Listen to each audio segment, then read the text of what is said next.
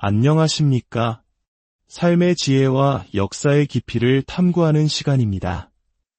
오늘 우리는 성경 속에 등장하는 권위라는 개념에 대해 함께 이야기 나누고자 합니다. 권위라고 하면 흔히 세상의 직이나 권력을 떠올리기 쉽습니다. 하지만 성경이 말하는 권위는 그것과는 차원이 다른 하나님으로부터 부여받는 영적인 힘을 의미합니다. 오늘 이 말씀이 여러분의 마음에 깊은 울림을 주고 삶의 방향을 밝히는 등불이 되기를 소망합니다. 만약 이 메시지가 당신의 영혼에 와닿는다면 구독과 좋아요를 통해 이 은혜의 여정에 동참해 주십시오. 당신의 작은 손길이 또 다른 영혼에게 하나님의 사랑을 전하는 귀한 통로가 될 것입니다. 주님의 이름으로 여러분 모두를 축복합니다. 성경에는 권위의 상징으로 반지가 자주 등장합니다. 창세기를 보면 이집트의 파라오가 요셉을 총리로 세우면서 자신의 인장 반지를 빼어 그의 손에 끼워주는 장면이 나옵니다. 이 반지는 단순히 장신구가 아니었습니다. 그것은 파라오의 모든 권한을 요셉에게 위임한다는 강력한 상징이었습니다. 요셉이 그 반지를 끼고 내리는 명령은 곧 파라오의 명령과 동일한 효력을 지녔습니다. 에스더서에서도 비슷한 장면을 찾아볼 수 있습니다. 아하수에로 왕은 모르드게에게 왕의 인장 반지를 주며 말합니다. 왕의 이름으로 조서를 쓰고 이 반지로 인을 치시오. 왕의 이름으로 쓰이고 왕의 반지로 인친 조서는 누구도 철회할 수 없소. 이처럼 반지는 왕의 권위 그 자체를 의미했습니다. 그 반지가 찍힌 문서는 곧 왕의 의지였기에 누구도 거역할 수 없었던 것입니다. 이 개념을 오늘날 우리의 삶으로 가져와 볼까요? 한 경찰관이 도로 한가운데 서서 손을 드는 모습을 상상해 보십시오. 거대한 18톤 트럭이라 할지라도 그 경찰관의 수신호 앞에 멈춰섭니다. 트럭 운전사가 그 경찰관 개인의 힘이 무서워 멈추는 것일까요? 아닙니다.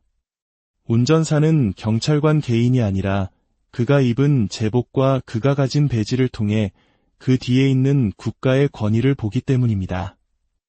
경찰관의 손짓은 곧 국가의 명령인 셈입니다. 이것이 바로 위임된 권위입니다. 우리가 하나님 아버지로부터 받은 영적 권위도 이와 같습니다. 우리가 우리 가족을 해하려는 어둠의 세력을 꾸짖고 대적할 때 그것은 우리 자신의 힘이나 능력이 아닙니다.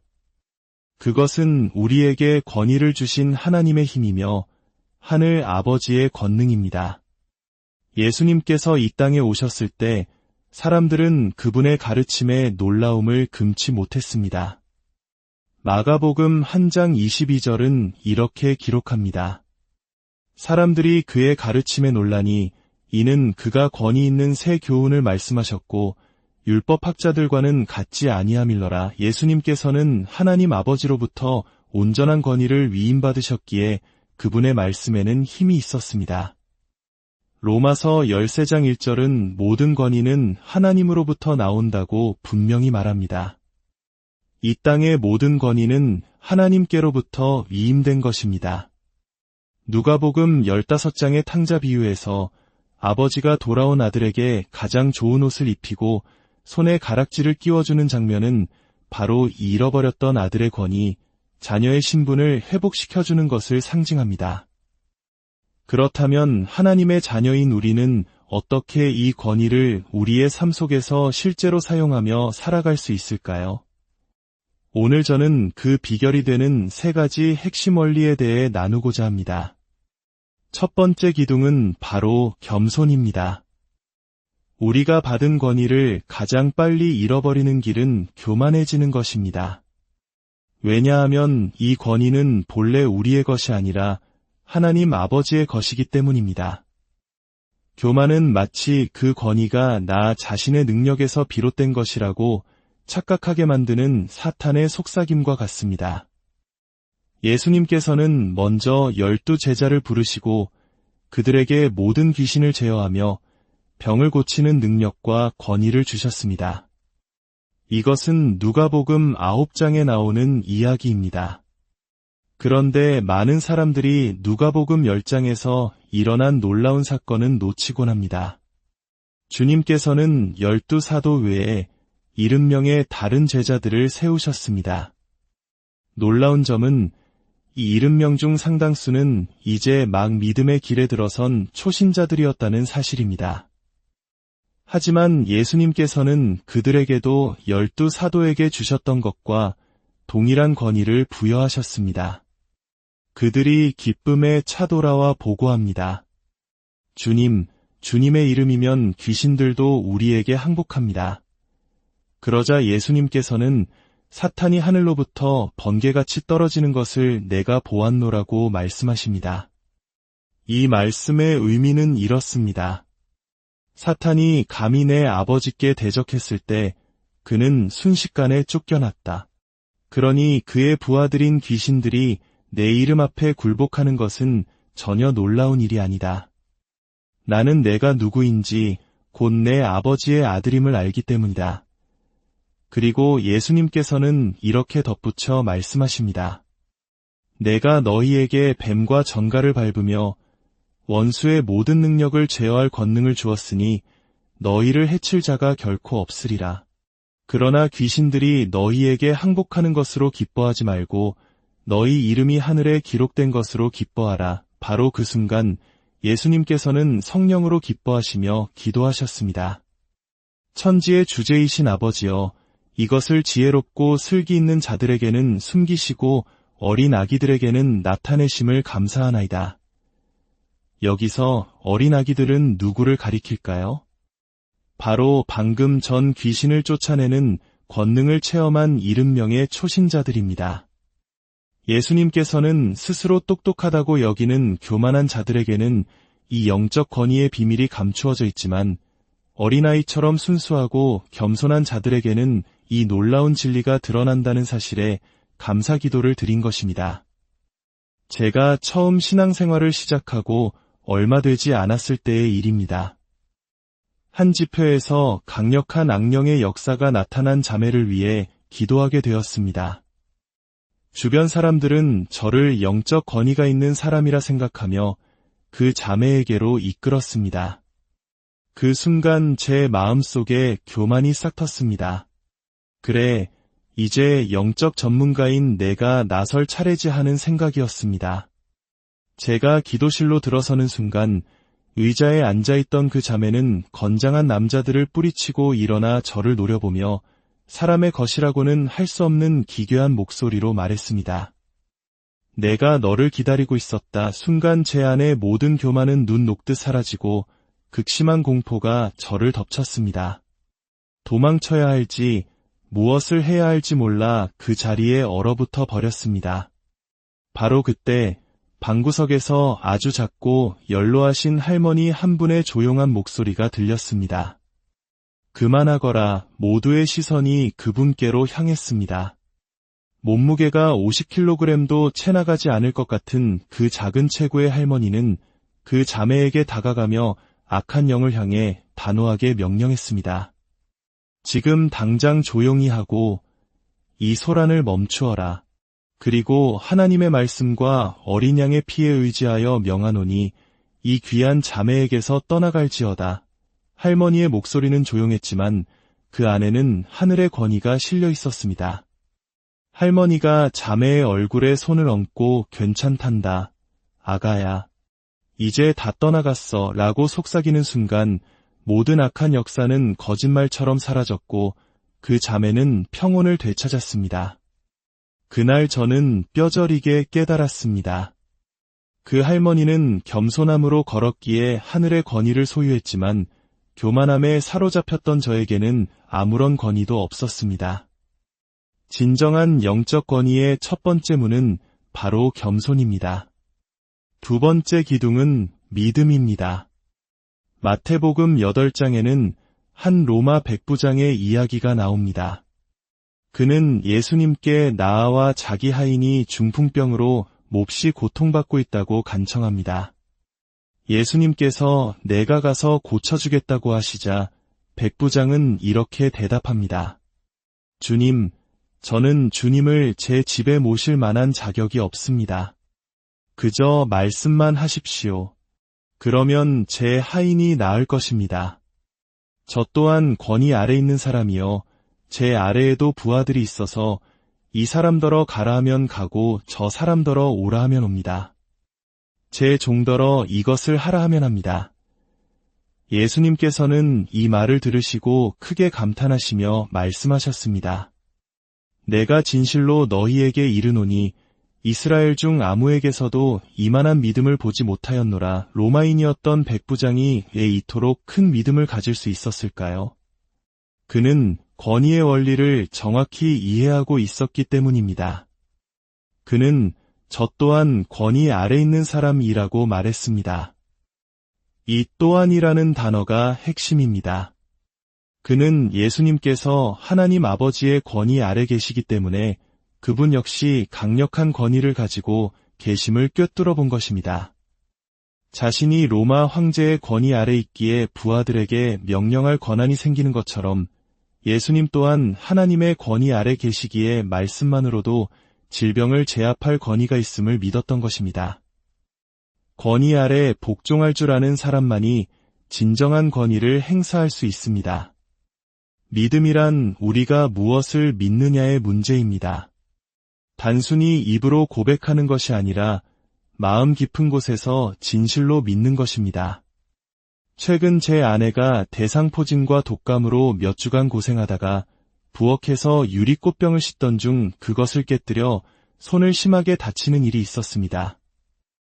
한 달 사이 3번째로 응급실로 향하며 제 마음속에는 이런 생각이 들었습니다. 왜 내가 아내를 보호하지 못하는 걸까? 내 삶에 뭔가 열린 문이 있는 것인가? 저는 하나님께 이 모든 영적 전쟁의 이유를 물었습니다. 그때 주님께서는 제게 2가지 거짓 믿음을 깨닫게 해주셨습니다. 첫째, 저는 아내의 질병들이 그저 정상적인 일이라고 믿고 있었습니다. 사람들은 대상포진에 걸리기도 하고 독감에도 걸리는 법이지, 이것이 제가 믿고 있던 첫 번째 거짓말이었습니다. 둘째, 저는 영적 전쟁의 본질을 오해하고 있었습니다. 주님은 제게 말씀하셨습니다. 아들아, 원수가 내 자녀들을 공격하는 것은 정상적인 일일 수 있다. 그러나 내 자녀들이 그 전쟁에서 패배하는 것은 결코 정상이 아니다. 성경을 보십시오. 이집트 군대가 이스라엘 백성을 추격했지만 결국 홍해에 수장된 것은 이집트 군대였습니다. 다니엘이 사자굴에 던져졌지만 하나님은 사자들의 입을 막으셨습니다. 새 친구가 풀무불에 던져졌지만 머리털 하나 상하지 않고 옷에서 불탄 냄새조차 나지 않은 채 걸어 나왔습니다. 그렇습니다. 영적 전쟁은 치열하게 일어나지만 믿음의 방패는 원수의 모든 불화살을 소멸시킵니다. 우리는 승리하는 자들입니다. 제가 이 거짓된 믿음을 회개하고 아내를 위해 기도했을 때 비로소 상황은 변하기 시작했습니다.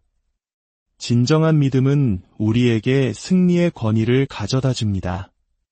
3번째 기둥은 바로 순종입니다. 마태복음 21장에서 대제사장들과 장로들이 예수님께 묻습니다. 당신이 무슨 권위로 이런 일을 한 것이며 누가 이 권위를 주었소? 예수님께서는 그들에게 직접 대답하시는 대신 한 가지 비유를 들어 말씀하십니다.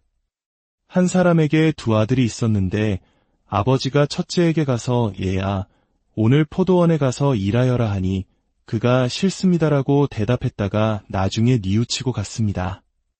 아버지가 둘째에게도 똑같이 말하니 그는 네, 가겠습니다라고 대답하고는 가지 않았습니다. 둘 중 누가 아버지의 뜻을 행하였느냐? 그들이 첫째 아들입니다 라고 대답하자 예수님께서 말씀하셨습니다. 내가 진실로 너희에게 말한다. 세리와 창녀들이 너희보다 먼저 하나님의 나라에 들어갈 것이다. 예수님께서 이 비유를 통해 말씀하시고자 한 핵심은 무엇이었을까요? 그분은 자신의 권위가 어디서 왔는지에 대한 답을 주고 계셨습니다. 내 권위는 다른 곳에서 온 것이 아니다. 나는 아버지의 뜻을 행함으로, 즉 아버지께 순종함으로 이 권위를 얻었다. 너희는 입으로는 순종한다고 말하지만 행하지 않으나 죄인이라 불리는 저들은 이제 내 말을 듣고 뉘우쳐 아버지의 뜻을 행하고 있다. 진정한 권위는 하나님의 말씀에 대한 순종에서 비롯됩니다.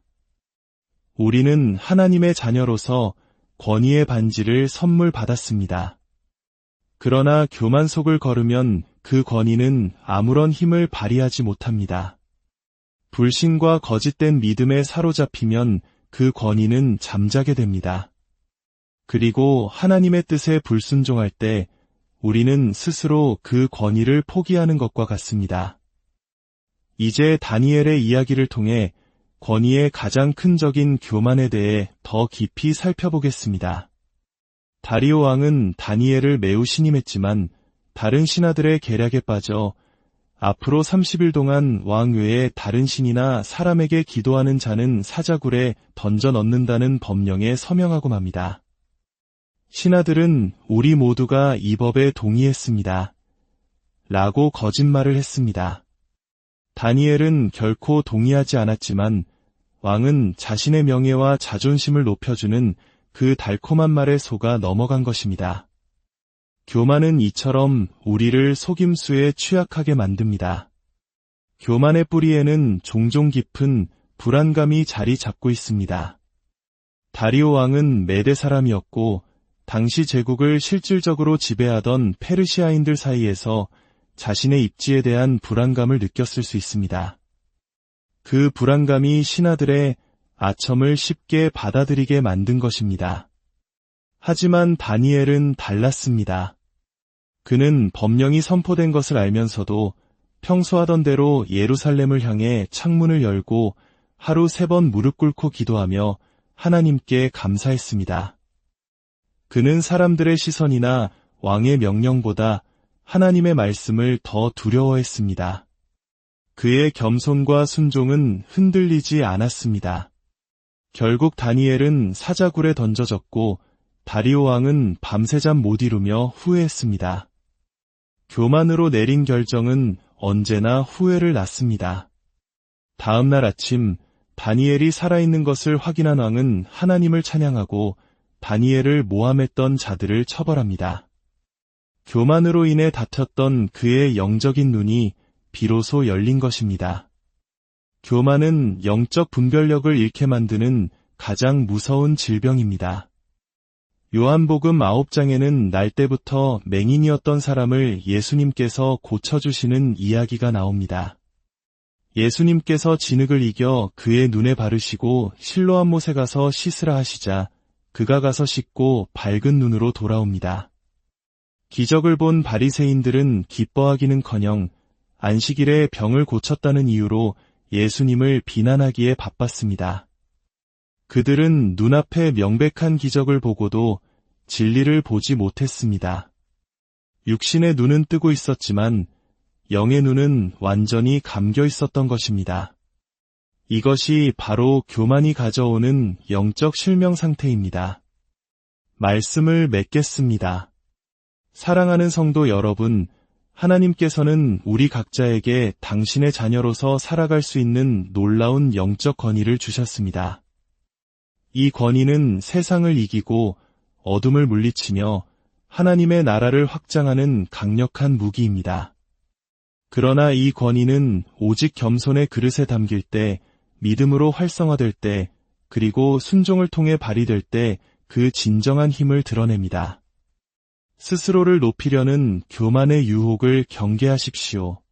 세상의 소리가 아닌 하나님의 말씀을 믿음의 기준으로 삼으십시오. 그리고 날마다 주님의 뜻에 순종하는 삶을 살아가십시오. 그럴 때 우리는 탕자에게 끼워졌던 그 권위의 반지, 요셉이 받았던 그 능력의 반지를 손에 끼고 세상 속에서 빛과 소금의 역할을 감당하는 하나님의 존귀한 자녀로 살아갈 수 있을 것입니다. 함께 기도하겠습니다.